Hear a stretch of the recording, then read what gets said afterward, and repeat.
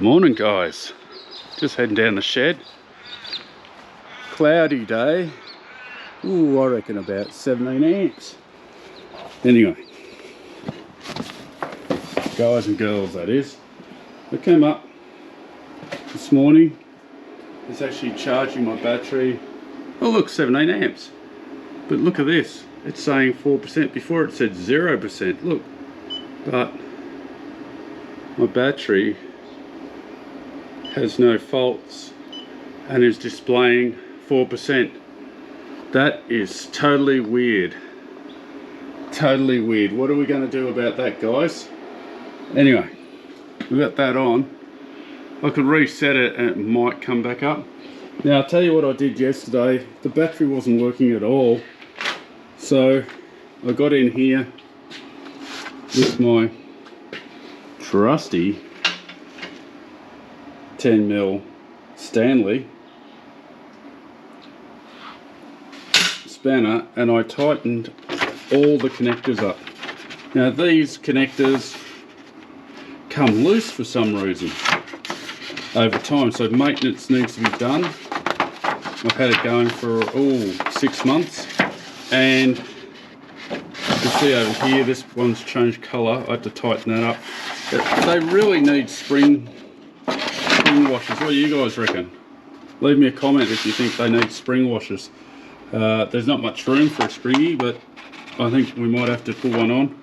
I just got this in the mail. Now, why I haven't been producing any videos at the moment is I've been doing a kitchen renovation for the wife, and that has been taken priority because, you know, if you're in a relationship and you don't help out the other partner, you are totally stuffed. There is my bronze wing over there.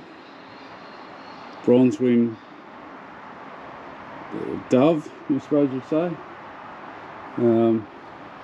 Anyway, they're beautiful. You get scared about anything. I'm still really worried about this. It's gone from 4 to 15. Still pushing. And it's saying 54.1 here and 54.5 here. I still got to get this communication going on this as well. So anyone into doing programming, give me up. Okay, well, this was up at 54.6. It had the float voltage, but this was pushing 17 amps and then it dropped down. So I'm thinking there's still something wrong with this battery. I might have to tighten some more things up, maybe get some electrical grease.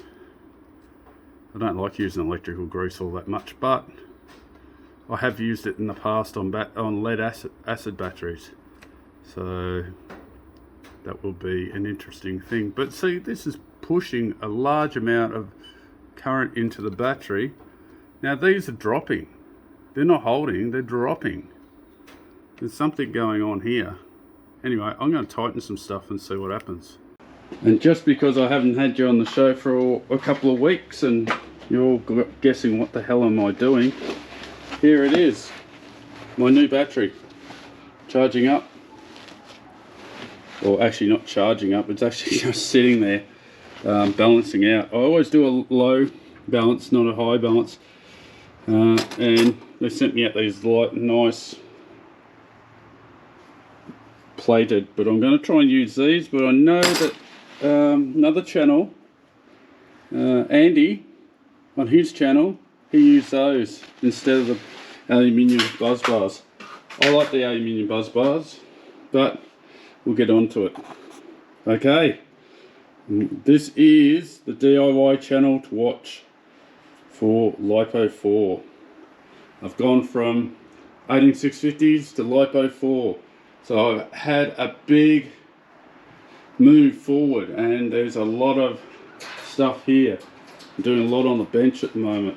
My soldering station has died, and I've got parts for the BMS. So I've got the JKBMS that didn't work on, I think it was 5 and 6. Now I've been doing some tests on it, and I can't find any shorts on any of these parts. So I just got to line up which one's the 5 and 6 and sort that out. And yeah, that'll be my next job. So here's your standard JKBMS. If you've never seen one, in the raw. Yeah, so it's in the raw there.